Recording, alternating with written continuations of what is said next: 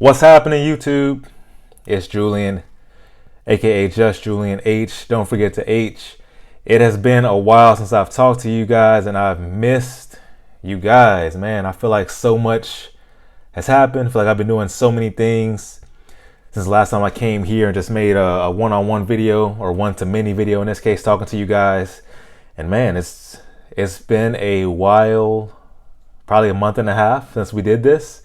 So it's good to see y'all. Hopefully y'all are glad to see me. Doing something new now. We're going to talk about fitness myths. We're going to start a brand new series. Talk about some common things, some common questions I get.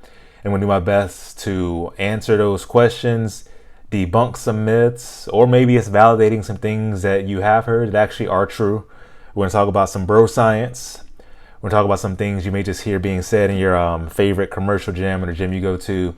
Or maybe it's something, one of your friends told you, uncle told you, dad told you, things like that. We're going to evaluate whether there's truth to it or not. And if you guys know my style, I like to keep things very simple, very to the point. We're going to talk about, what's true and what's not true. We're going to talk about what's anecdotal and what's not. You know me, I don't like to get too complicated. I'm not here to confuse you guys. I want to help you guys understand just the facts. So that's what we're going to do with this series. And man, just with me, it's been, like I said, a while past month and a half. Been around halfway around the world. Been halfway across the country. Took a few trips. Went to Hawaii. Went to Arizona. Feel like I've been traveling a lot. Feel like I've been working a lot too. Had a lot of clients I've been training, which is always a good thing. Helping people to reach their fitness goals, as well as my own personal business. Coming up on almost 1 year since I've been independent. Full-time training. Obviously, I've been doing what I do online for years now. If you guys know my story, you guys know been doing this for a little while. And if you guys have followed me on Instagram, you kind of seen the things I've been into the past month and a half. And if you're not following my Instagram, go ahead and follow me there. Just Julian H, just like my YouTube channel here, same name on Instagram. But without further ado, let's get to it. Fitness myths exposed. And like I said, this is going to be my brand new series. These are going to be probably pretty short videos, just real quick, couple minutes, maybe 5 minutes, 8 minutes, whatever the case is. We're going to get right to it. So today's topic, we're going to talk about the debate, you could say, between high reps and low reps when it comes to exercises. So you may hear things like, oh, if I want to get toned, I put air quotes around that word. If I want to get toned, I need to do low weight. I need to do high reps.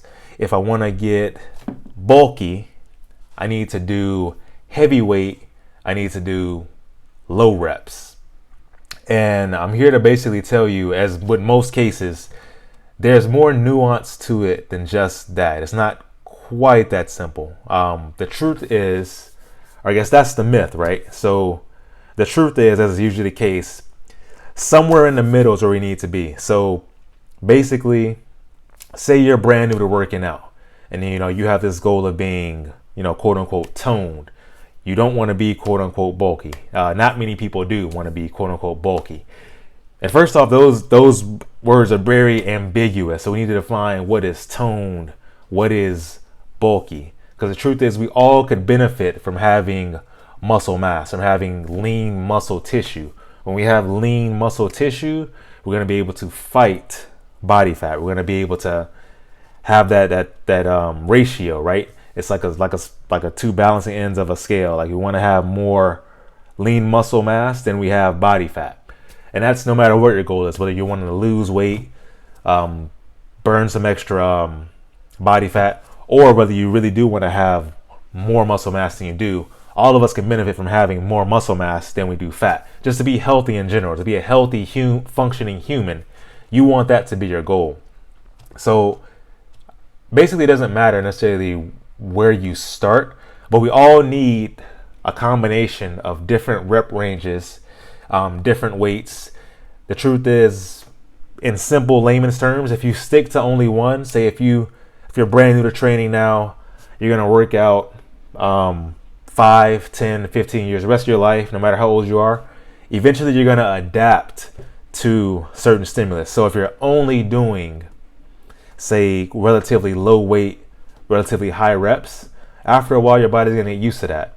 And the flip side too, if you're pushing to almost failure every single set, every single workout you do, you're doing low reps, you're doing really, really heavy weight, eventually your body's gonna adapt to that too. So we need to have a variety of different, what I call stimulus, of different rep ranges, of different weights. Some days we need to have this, a lower reps, high weight. Some days we need that low weight, high reps.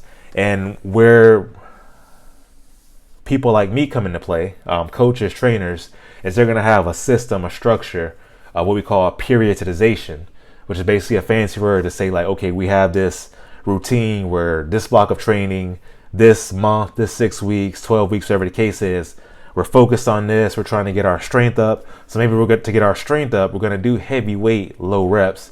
And then once we have that kind of base level of strength, then we can kind of taper the weight back. We can go a little bit more moderate or lower weight, and we can really push out reps. And then from that, we're going to be able to get some benefit from that. We're getting more muscle growth. But we had to get our strength up to get that muscle growth. And vice versa too. Say you start out doing higher reps and relatively low weight. Maybe you're a brand new beginner. You need to work on form. You need to get your form good. So you don't need to push yourself to failure every single set, but you need to make sure you have good form and you have good endurance. Some clients I've trained before, their endurance is not great in the beginning, so they can't really handle much without getting tired. So in that case, we need to get you to a foundation where your muscles and your heart, your cardiovascular system can handle doing these reps. Once we get that endurance built, then we can work on adding strength on top of that.